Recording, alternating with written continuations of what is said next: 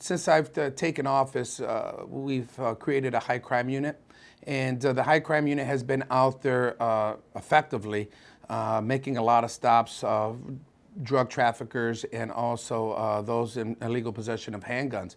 And it was surprising to find out that some of these individuals were convicted felons, and the handgun that they had was not stolen. So we started looking more into where they were getting these weapons. And there was one, a pursuit in particular, that ended in a fatality that had 2 convicted felons inside the vehicle. And it was determined that they were coming from the gun show. And we understand in this area that there's been a lot of gun violence, so we wanted to take a proactive approach in stopping this type of gun violence and illegal guns that are out on the streets. So we decided to start Operation Scarecrow. So we targeted October, November, and December gun shows. And every day it was something illegal going on all the time. I mean, it's amazing.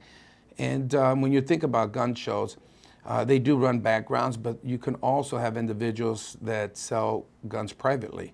And when you do that, you don't go through a background check. So we were also watching those individuals and guns that were just being purchased from private gun sale. Having said that, there are a lot of good individuals, law-abiding citizens that go to the gun shows and buy the weapons legally. But we do know that there is that element of crime where they attempt to purchase guns illegally, and that was our focus, is to take a proactive approach on the illegal sales or purchasing of guns and the violence that's going on in our community. So we wanted to send a message out there that for anybody here in Indiana or from out of state, if you intend to come to Lake County, Indiana to a gun show or any gun store to purchase guns illegally, we will arrest you and we will prosecute you. The main goal is the deterrence, keep these guns off the street. We're hoping that, with everything that you guys are going to put out there, that, the criminals might think, all right, maybe I shouldn't do this here because there is a stronger likelihood that we are going to get caught, or the police are going to stop us and they are going to arrest us. So that is the ultimate goal, is just to keep the weapons out of the hands of the people who shouldn't possess them. And we had done a bunch of reconnaissance at a gun show prior, and it was within a half an hour, I mean, it was very apparent what was going on. What we did tend to see, and it did not take very long, were larger groups that were acting in conjunction with each other. And so you had your shoppers. They would usually or typically come in early, and you'd see them photographing the guns, taking pictures. It looked like they were texting out the photos maybe to other people.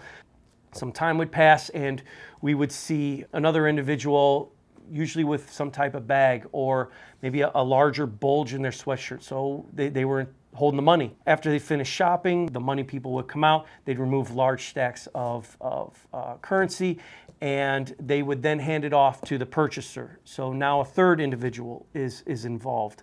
That purchaser would go and they'd buy the firearm. They would complete the background checks if it wasn't a private seller. They would be handed the firearm, and then we'd see the firearm being transferred to another individual. That individual would hold the firearm and then maybe leave the gun show. But typically what we'd see is another transaction with, or hand-to-hand with the firearm, to where now a fourth or a fifth person is handing the firearm off, and they are going out in the parking lot and they are leaving. Or additionally, we were seeing they would that individual would walk out, they'd place the firearm into a vehicle, not that they arrived in or that they left in, and they'd leave it in the vehicle and they'd come back in and they'd continue shopping. Someone else would get into the vehicle and they would leave the gun show. So it was that progression of immediately that transferring that firearm from the purchaser at the very beginning to another individual, and then maybe a third individual or a fourth individual, or they're putting it into that separate vehicle. That's the type of activity that we're looking for, to where it is not you being the person that purchased that firearm, holding the gun and walking out the door, getting in your car and going home, or leaving. It's that firearm being transferred. So that's the type of stuff that the cues that we were picking up on.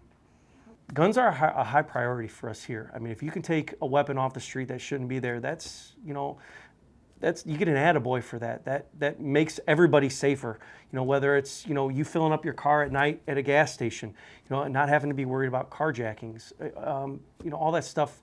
That unfortunately is crime is getting worse now. So everything that we can do to try to take care of that, all of us here feel really makes a difference. So like I said, that professionalism from everybody out here, we want to see this work. We want to make it happen, and everybody here has that drive to make it happen. I could tell you from this operation, we confiscated approximately about $20,000 from individuals that were either detained or arrested. 65 weapons have been either confiscated or seized, and 56 individuals have been arrested or detained.